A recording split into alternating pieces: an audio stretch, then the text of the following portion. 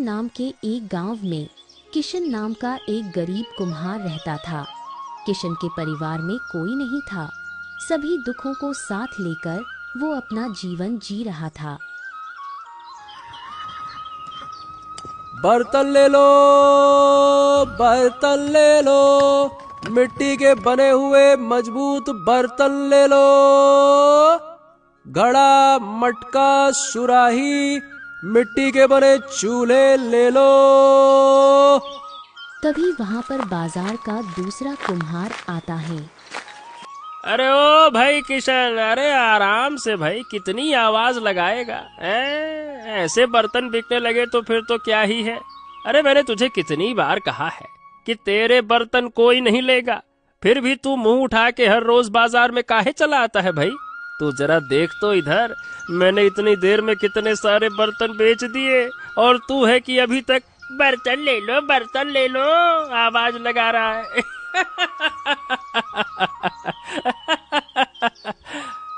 वो कुम्हार किशन का मजाक उड़ाता है और किशन काफी ज्यादा दुखी हो जाता है। सुबह से शाम हो जाती है पर किशन के एक भी बर्तन नहीं बिकते हैं और वो खाली हाथ ही घर आ जाता है।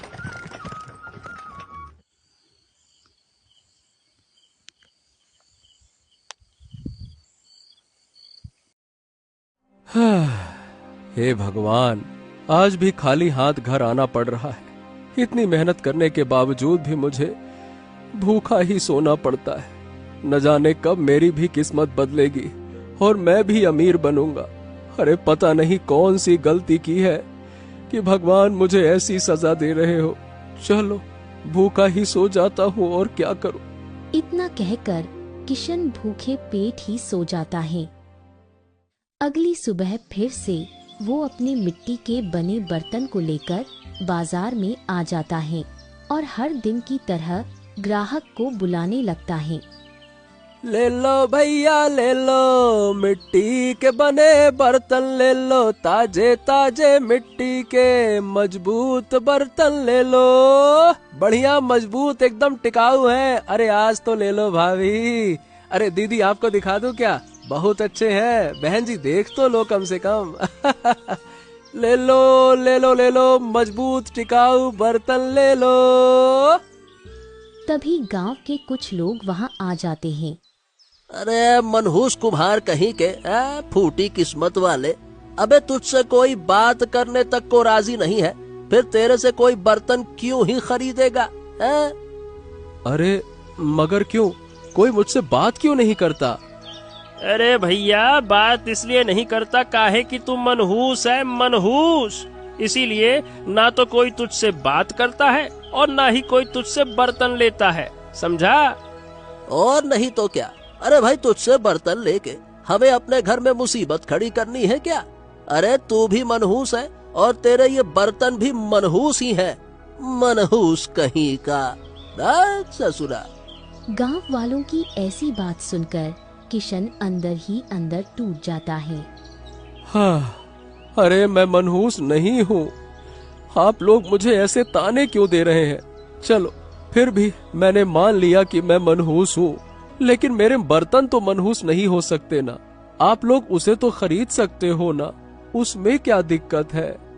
अरे नहीं भाई, नहीं नहीं नहीं नहीं, माफ करना। हम तेरे बर्तन लेकर इतना बड़ा जोखिम नहीं उठा सकते। हाँ।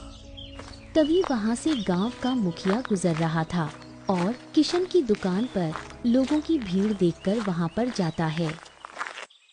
अरे भाई, इतनी सुबह सुबह क्या बात चल रही है?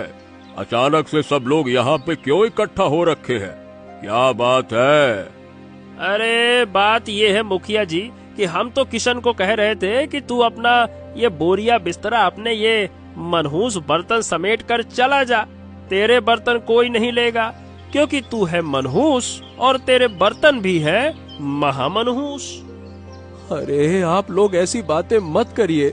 मैं मेहनत करता हूँ, बड़ी मेहनत से अपने बर्तन बनाता हूँ। नहीं हो सकते वो मनहूस।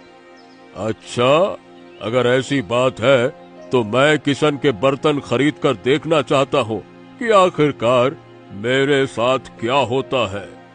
अरे अरे अरे अरे, ए मुखिया जी, ऐसा मत करिए, फंस जाएंगे आप, कहीं लंबे से न चले जाएं। अरे भाई हीरा, अगर हम खरीदेंगे ही नहीं तो हमको पता कैसे चलेगा कि इसके बर्तन मनहूस है? मैं एक बार खरीद के देखना चाहता हूँ कि इसके बर्तन घर में आने से कोई अनहोनी होती है या नहीं। अगर कुछ गलत हुआ तो इसके बर्तन और ये मनहूस है, बात सिद्ध हो जाएगी। चल भाई, ला किशन, मुझे दे दे। असुर, अच्छे और मजबूत टिकाऊ वाले देना, समझा? चल एक काम कर, मटका दे दे, निकाल बढ़िया वाला, और ठोक बजा उसको ऐसे, खट खट कर। किशन के चेहरे पर खुशी छा जाती है। जी जी मुखिया जी, मैं आपको एकदम सबसे मजबूत वाला मटका देता हूँ। रुकिए, ये लीजिए, ये वाला मैंने देख लिया, ये मटका कभी नहीं टूट सकता है, बहुत मजबूत है। मुखिया 2 मिट्टी के बने मटके घर लेकर चला जाता है और किशन भी शाम को बाजार समेटकर घर आ जाता है। और आज उसके पास कुछ पैसे थे, इसलिए वो आज बहुत ही खुश होता है। हाँ, वाह वाह वाह वाह वाह वाह, आज तो मजा आ गया। काश हर दिन मेरी बिक्री ऐसी ही होती रहे। जो भी हो, लेकिन मैं मेहनत करना नहीं छोड़ूंगा। हाँ। इसके बाद किशन भर पेट भोजन करके सो जाता है। अगले दिन सुबह मुखिया की पत्नी गौरी बीमार अवस्था में एक चारपाई पर पड़ी हुई थी और बाहर मुखिया वैद्य माधव को लेकर आता है। हाँ, वैद्य जी, अरे देखिए ना, मेरी पत्नी गौरी को क्या हो गया। वैद्य माधव गौरी की जांच करता है और फिर बोलता है, देखो मुखिया जी, आपकी पत्नी को बहुत ही खतरनाक बीमारी हुई है।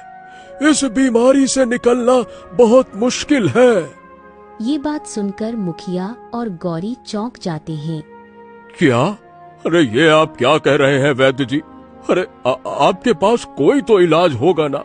देखो, आप धन की चिंता मत करो, जितनी भी मुद्राएं चाहिए आप मुझे बताओ, मैं देने को तैयार हूँ। मुखिया जी, ये सब इलाज पैसों से नहीं होता है, इसका इलाज ढूंढना बहुत मुश्किल है। अब इसमें मैं तो कुछ नहीं कर सकता, माफ कीजिएगा। और अगर इसका इलाज मिला तो मैं आपकी जरूर सहायता करूंगा। हाँ। इतना कहकर वैद्य माधव जी वहाँ से चले जाते हैं। हे भगवान, ऐसी कौन सी बीमारी है ये जिसका कोई इलाज नहीं? पता नहीं ये सब अचानक कैसे हुआ। रात तक तो मेरी तबीयत बिल्कुल ही सही थी। मुखिया का चेहरा क्रोध से लाल हो जाता है। ये देख गौरी बोलती है, अरे आपको क्या हुआ? इतना गुस्सा क्यों कर रहे हो? अरे अरे अरे अरे, गुस्सा ना करूं तो क्या करूं, है? ये सब उस मटके की वजह से हुआ है गौरी।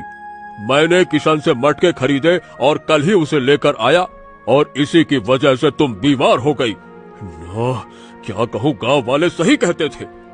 अब आपको कौन समझाए?